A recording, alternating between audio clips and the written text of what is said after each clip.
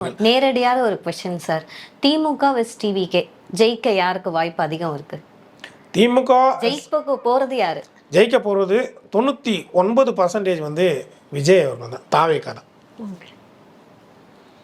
மக்கள் வந்து யாரை வந்து ஏற்றுக்கொள்கிறார்கள்னு தான் பார்க்கணும். இப்போ நான் சொன்னது என்னென்னா, எதற்காக அதை சொல்லணும்னா, பீகாரில் இப்போ காங்கிரஸுடைய நிலைப்பாடு எப்படி இருந்தது, காங்கிரஸ் ஓட்சுவரை குறித்து ராகுல் காந்திலாம் பேசியிருந்தார். ஆனால் அது வந்து அந்த மக்களிடையே பெரிய வரவேற்பை பெற்றதாக இருந்தால் அது அந்த இடத்துல இல்லை.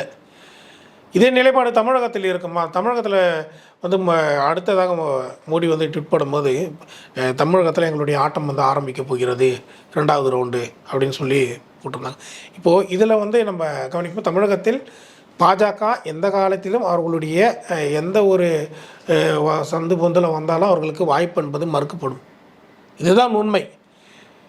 தமிழக மக்கள் எப்பொழுதும் பாஜகவுக்கு எதிராகத்தான் வந்து செயல்படுவார்கள். பாஜகவை வந்து நீங்கள் திருட்டுத்தனமாக ஓட்டு போட்டால் மட்டும்தான் வந்து இங்கே வெற்றி பெற முடியும்.